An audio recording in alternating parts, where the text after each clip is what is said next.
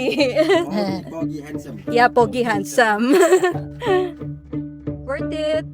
So, ito talaga yung pinunta namin dito. Tapos lahat is halos pwede mong gamitan ng Grab. Sarap. Parang ang bulalo. Ang sarap, guys.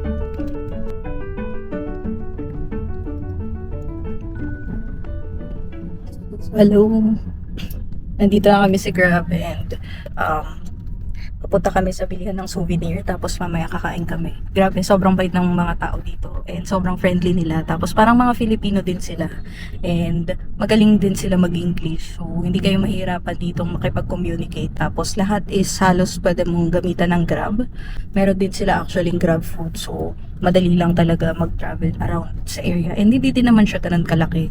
And kung meron kayo mga gustong puntahan katulad ng Bintan Lake, yung Blue Lake, pwede nyo rin siyang i-book via Klook. So, susunduin na nila kayo nun sa mismong accommodation nyo. Hindi na siya mahirap. Bali kami, magpapasundo na lang kami dun sa may kainan later. Tapos diretso na kami dun sa may Blue Lake tour. Yun. Tingnan natin later kung ano yung mga tinda nila dun sa souvenir shop.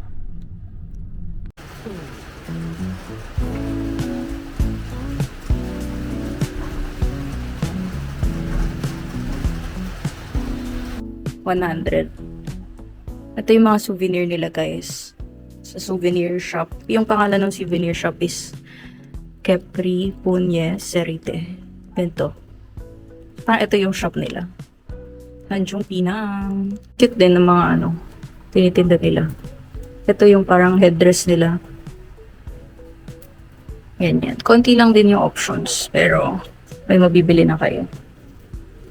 Bukod sa mga keychain, meron din sila mga t-shirt na tinda. And ang presyo niya is 95 RP.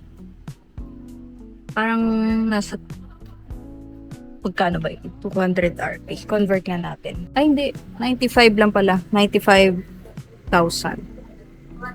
330. Medyo pricey din. Pero cute siya. Kakaiba yung style niya. Cute, diba? Tanjung Pinang Old Town. Maganda rin yung tela niya. Punta na kami sa kainan, guys. Sakay na ulit kami ng Grab and biglang umulan. Buti na lang mahina pa nung sumakay kami. Pero ngayon parang mas malakas na siya. Ganito yung itsura dito. Parang Philippines lang din. Diba?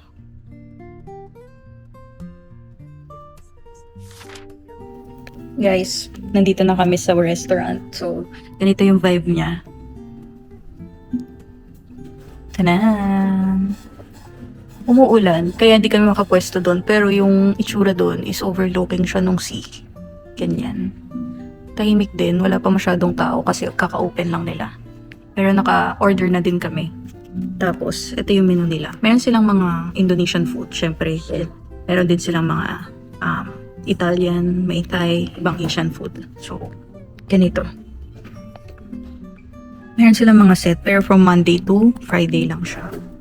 Set meals. So, kung weekdays kayo pupunta, ngayon kasi Saturday, so wala yan. Not available siya. Pero, this one, mga set na siya. Meron na siyang iced tea, ice cream. Iba-iba. May Japanese pa. May aglio olio. Carbonara. Alla pescatora. Hindi ko lang alam kung ano siya. Yan. Yan yung mga set nila. Tapos ito. Meron silang set din for pizza and wings. From Monday to Friday lang din siya. May mga kids meal. Then, meron silang mga pastries.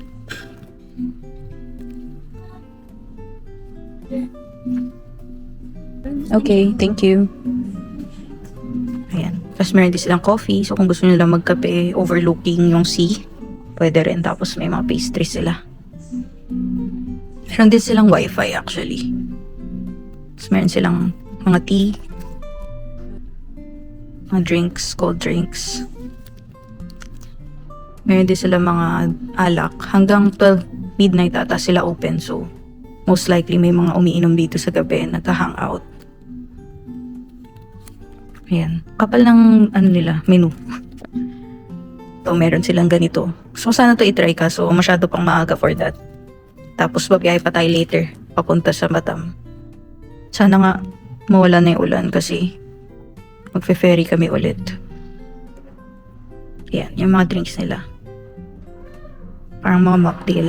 Yeah, tama. Non-alcoholic. So, ito, mga appetizers.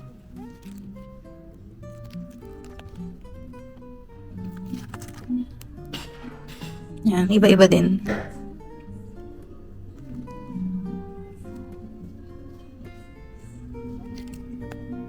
Mga pinili ko, I think, is Indonesian food naman siya.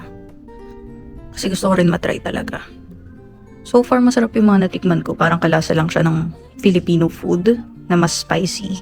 And hindi naman siguro kalasa, parang kapalit lang. May parang same na flavor profile na magugustuhan natin as Filipinos. And then ito, meron silang mga pizza. Yung maganda dito kasi, kahit na parang mga medyo high-end na yung restaurant, affordable pa din siya. So, kung pagod na kayong gumastos sa Singapore, ayan, pwede kayo dito pumunta para maiba naman and ma-experience nyo din yung Indonesia. Sobrang bait ng mga tao. And marami ring marunong mag-English, so hindi mahirap makipag-communicate, hindi mahirap mag-travel. Yan. Yung mga ulam nila, ito, soup. Tapos ma-rice din sila dito. So, hindi kayo mahirapan. Kung sanay kayo sa rice, pwede kayo mag-rice. Order kami ng rice. Ito isa sa in-order ko. Grilled oxtail soup with potato, carrot, tomato, and crackers. Tapos, ayan, paiba nilang ulam, chicken and duck. Over naman sa naglakas. Tapos ito, meron din silang shrimp, mga shrimp dishes. Pero bukas na lang kami magsi-seafood sa Batam.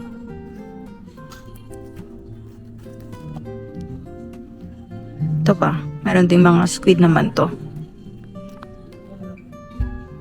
Tapos ito, yung mga fish. Ito isa namin in order. Gurami goreng. Parang fried fish siya. Tsaka rice. Tapos coffee and drinks. Yun lang naman yung in order namin.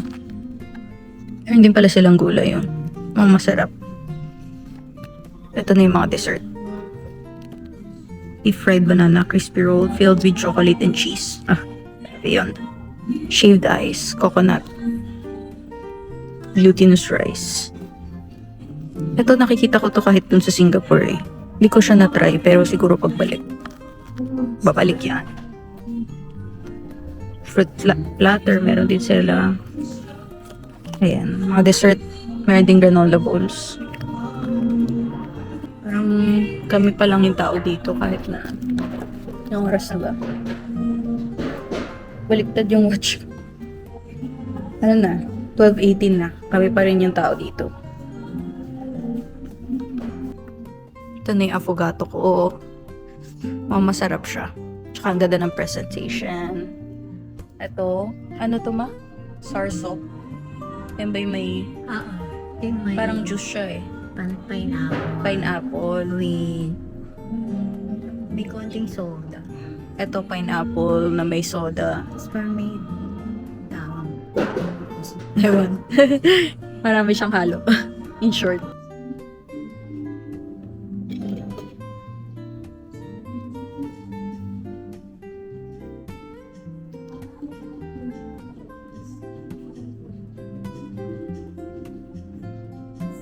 Mapunta na.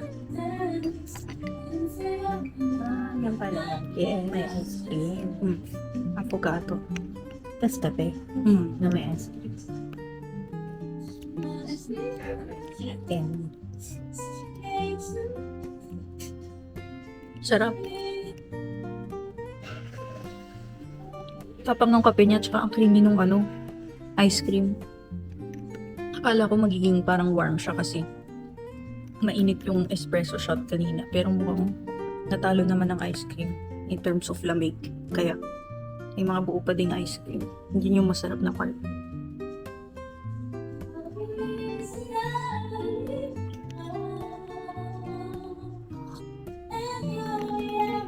Tapos mayroon din siyang kasamang bread. Kung ano. Kabayan. Kabayan yung tinapay. Na parang may nuts. Bagay siya dito. Dumating na din yung iba naming order. Ito naman is yung oxtail. Meron siya kasamang soup. Tapos yung rice. And then meron din itong mga sauce. Tapos ito naman is yung fish. Yung fried carp. And then may rice tsaka sauce ulit. Kuha ko ng fish. Parang malutong siya. Sana boneless. Ay, mukhang hindi siya boneless. Parang may bones. Ayan. Fish. May sambal. Merong parang toyo. Kaso may chili din eh. Ito yung mga sauce niya. Ito yung sambal. Tapos, onion. Yan.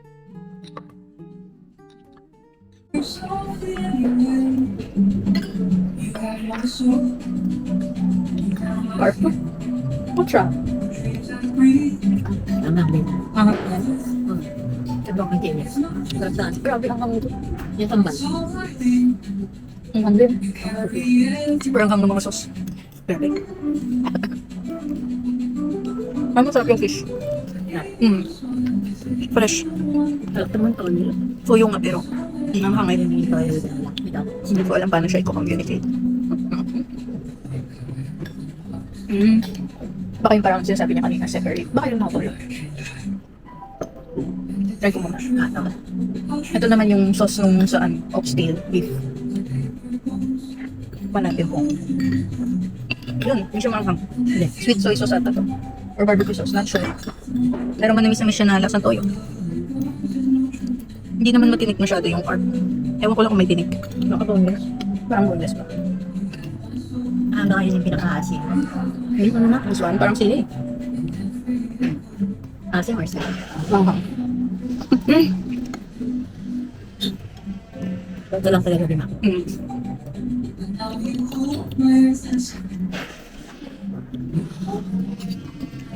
Pero masarap yung pagka-fish niya. Fresh lang. First time ko yung makatikim ng carp. Yung pangalan niya sa menu is gurame. Di ba may isda rin sa atin na gurame? Galit din. Baka ito yung paglaki. Ito na siya guys, paglaki niya.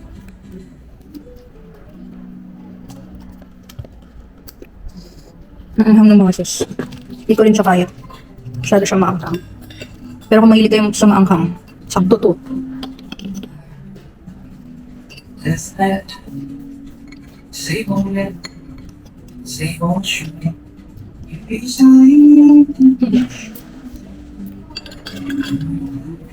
Try ko din to oxtail. Ah, may kalamansi. May kalamansi pala dito. Ito yung oxtail. Tapos may kalamansi. Baka pwede ito tatakan. Nakakamanis. Try natin. Buntot. Ang pangalan niya, buntot. Same that. Same yung tawag yung buntot sa kanila sa atin. Ay, pareho. Ano? Oxtail is English naman. Hindi sa atin sa Ay, hindi. Buntot. Tail. Tingnan natin. Ano siya?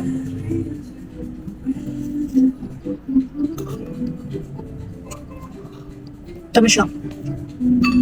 Parang nag-aharap Nakahit ko rin yun. ng maalat na pangkat. Kaya tinuloy ko. Yung sabaw ba? Yung lasa. There's some Chinese. Kasama siyang soup. Tingnan natin.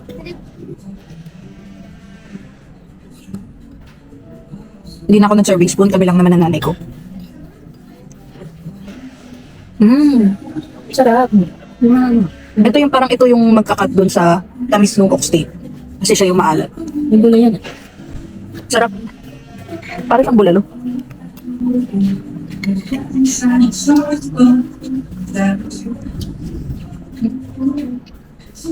Malaglag na yung kusa. Sarap. Bagay sa sabaw. Ayun. Pag nagsabaw ka, parang gagano na sila. Magsama-sama na.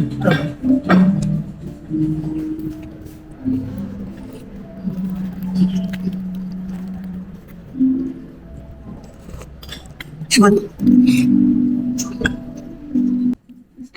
Hindi ko naman sino pala dito. Nagagano. Mm. She's yours now. Don't let me fall. Answer her silence. I'll just her call. She needs more than Nasa kulog sa labas. Paano kaya yung tour namin? 2 PM daw kami susunduin eh. Ito natin. Dito na rin. Mm. 146 lang.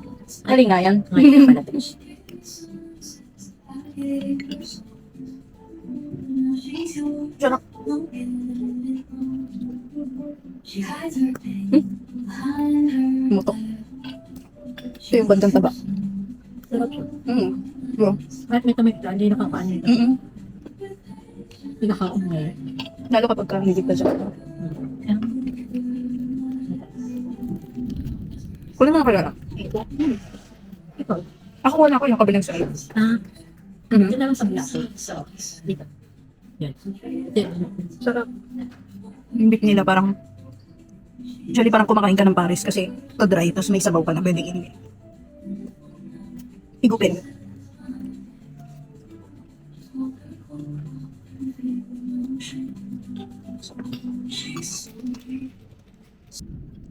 Wala, umuulan. Yan.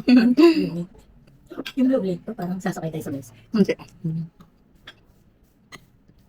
Chai-chai lang. Parang siya makita. Mamaganda. Oo, kaya lang parang nag-gigil. Parang bluish siya. Kaya nga. Sana sa part doon, hindi ganun ka. Hindi ganun kadilim. Sana maliwanag.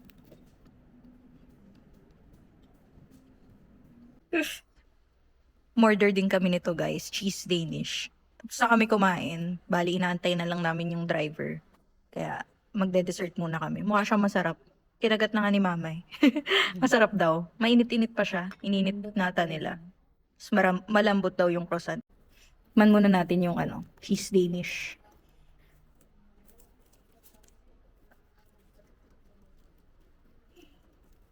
Tikman natin yung cheese Danish.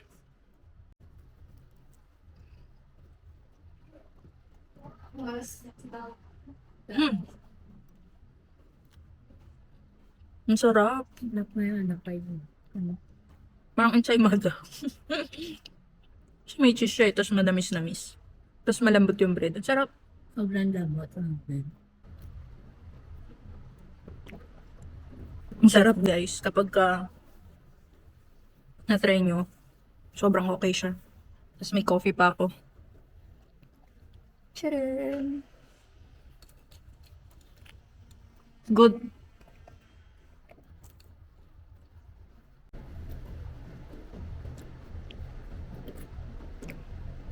Yung price niya parang 26,000. So, tingnan natin magkano yun in peso. Parang mura lang siya eh. 26,000. Ay, mali.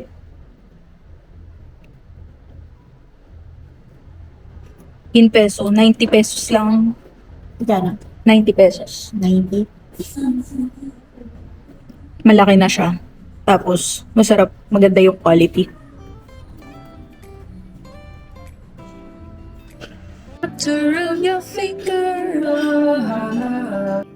So guys, sinantay na lang namin yung susundo sa amin para dun sa Blue Lake Tour. Hopefully, tumila yung ulan kasi maulan ngayon.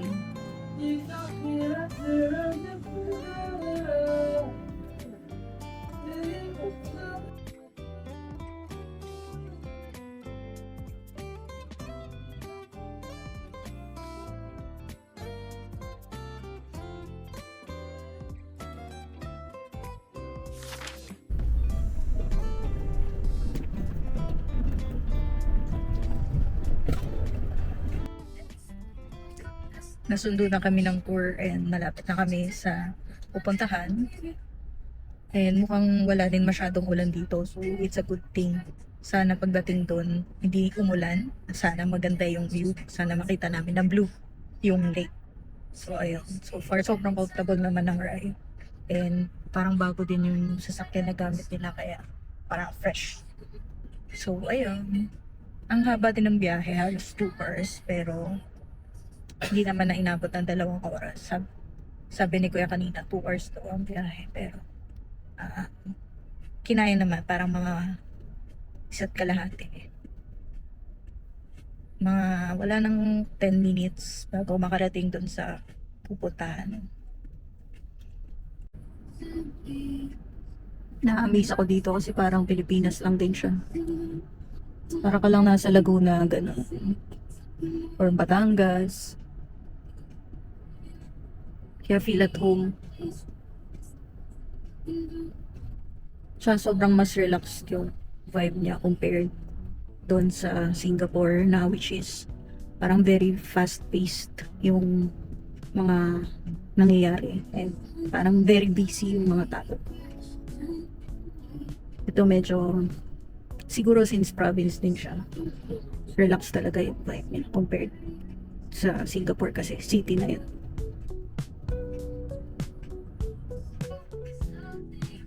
Dito na ata.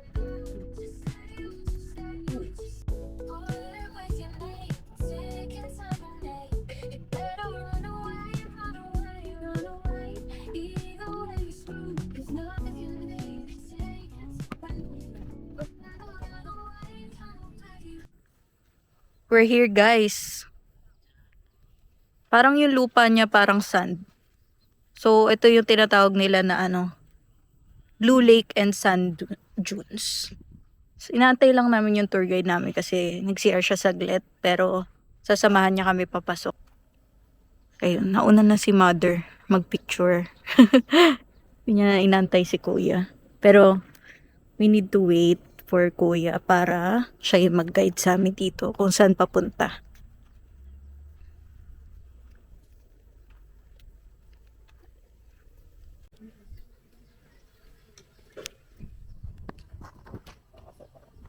Si sir na din yung nag-asikaso nung entrance, bali siya na yung kumausap dito and kasama na rin yung entrance fee dito sa tour na to. 1.5 hour na biyahe. Okay naman. Kasi pwede kang matulog sa biyahe. Para kang lang nasa probinsya sa Philippines. So, hindi masyadong kakakaba. Feel at home. Ito talaga yung pinunta ko dito sa island na to. Si kuya naman, ang dami namang nangyayari kay sir. Naman, oy. Buti na lang walang ulan. Oo nga, makasama. It's not raining. Hello? Ay, may pusa. May pusa. Ay, pusa.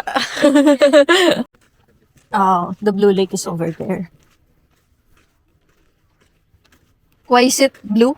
Because the blue color, the inside the water have the wet sand, Hmm. then the very deep, the 10 meter. Ah, it's very deep. Yes, 10 meter. Hmm. I thought it was shallow. Since it's in the picture it looks small, so I thought it was shallow. But it's very deep, that's why it's yeah, blue. very deep. Okay. This one the Grand Lagoon. Ah, the Green Lagoon.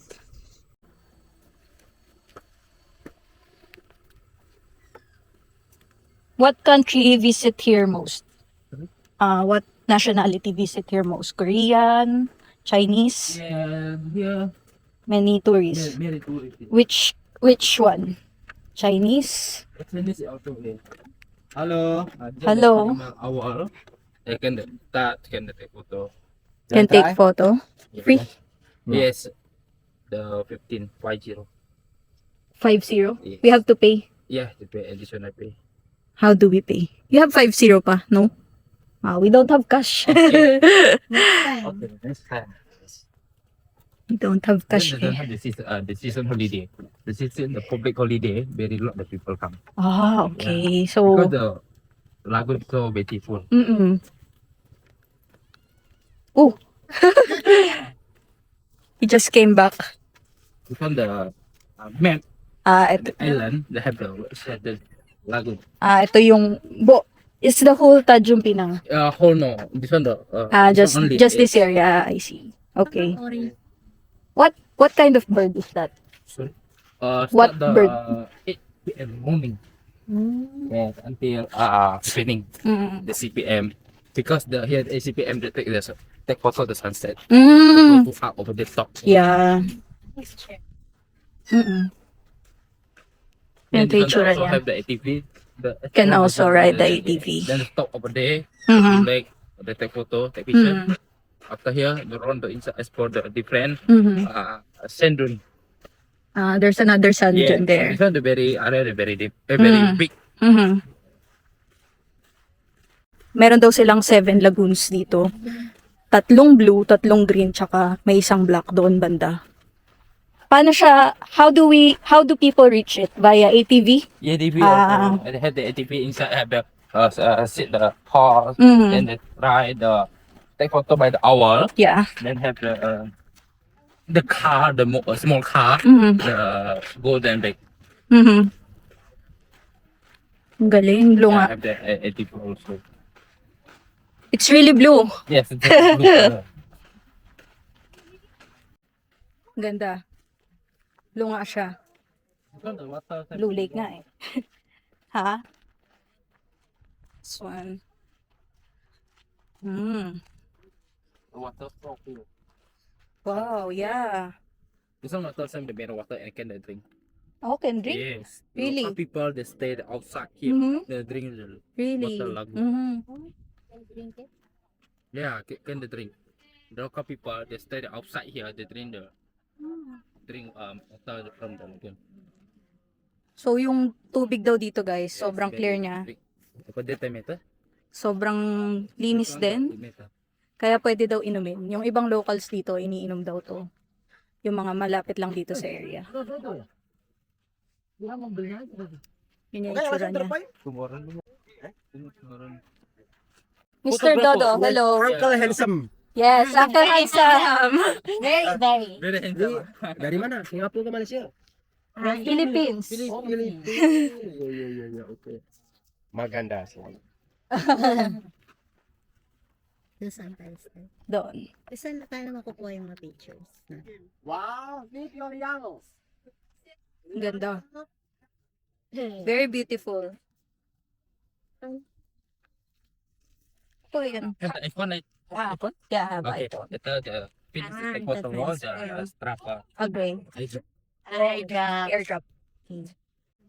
So, meron na rin tong kasamang photographer and kapag tapos nyo picturean, i-airdrop lang sa iPhone yung pictures. Ang ganda niya oh. Ang lakas maka-aesthetic. Parang feeling ko maganda ako dito. Although di ko nakikita kasi ang liit. Say hi. Hi muna ma. Hi. Hi. Ganda no? Ikaw muna ma. Akin ang bag mo. Tapos tayong dalawa. She take picture first. Oh, take picture single. Yeah. Solo first. Yay. Tuturuan ka na din ni Kuya mag-pose. Siya nang bahala. Ano? Apa?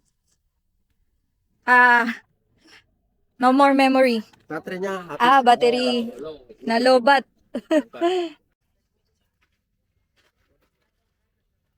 Maganda. Maganda. Picture.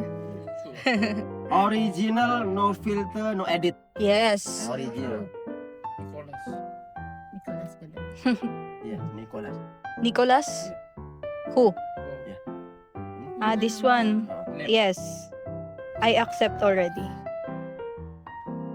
Okay, processing, Yeah. loading. 2 minutes finish. Okay. Yay. Mandarin Liang Pencong. We uncle. Uncle Chong. China Liang Pencong. Your name. Hmm. You're Chinese? Me? Yes? No. No? Me from Japanese. Really? Japanese. You Japanese. Name Japanese Mr. Sukamoto. Mr. Sukamoto. No. Ngayon Chinese. Japanese. Solo. Solo? Yes. Japanese solo. Eh, Jakarta. in- From Jakarta.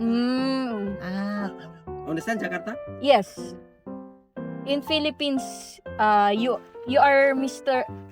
Uncle and handsome, right? Yeah. In Philippines, Mr. Pogi. Mr. Pogi. Yeah, Mr. Pogi.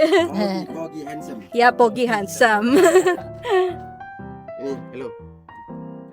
Saranggola. Saranggola, yeah. Is that same? Indonesia, Saranggola. Layang-layang. Ah, layang-layang. Tinggal ngirim, 1 menit lagi. Layang-layang. Layang-layang. Indonesia, Filipin, Saranggola. Saranggola, yeah. Saranggola. How you know?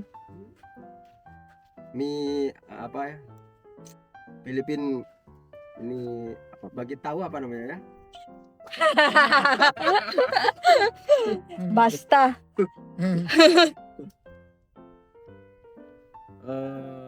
Korea, Saranggola, Yon. So you know a lot how to call Saranggola. Oke, finish. Finish. Gallery album. Let's see. Oh, it's here. Done? Yes, done. Thank you. Good. Good, very good. Original photo, no filter, No edit. filter, too. No edit, no filter. Ayan, nandito na.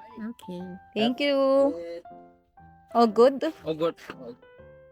Pogi, Pogi. Mr. Pogi, thank you. Salamat. Selamat sore.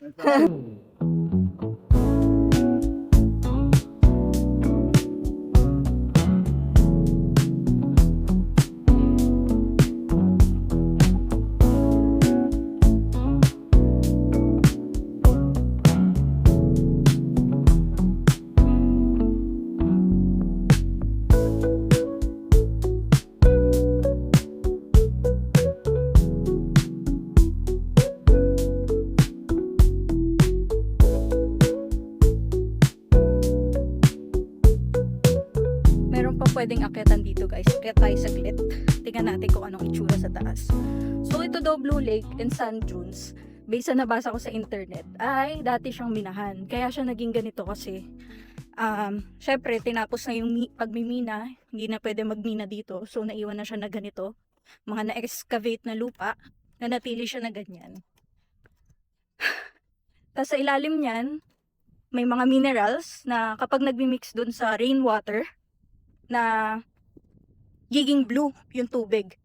Tignan nyo guys, grabe, sobrang ganda ng view from up here. Ang ganda. Whew. Yan, yan yung itsura. Ang galing, amazing. So yung mga forma na yan, natural na yan from raining and yung pag-iipon ng tubig. Tsaka yung mga minerals na nandito sa mga lupa dito. Natural siya. Yan, kaya daw ganyan siya ka-blue kasi malalim siya. Ilang meters din siya. Kaya, hindi ko na maalala eh. Hiningal ako, wait lang. So, yun nga. Ganda, no? Ganyan yung itsura niya. Ganda ng view dito sa taas. Kitang-kita mo lahat. So, makikita mo dito mga iba pa nga dong lagoon, bukod dyan sa parang famous lagoon nila na blue.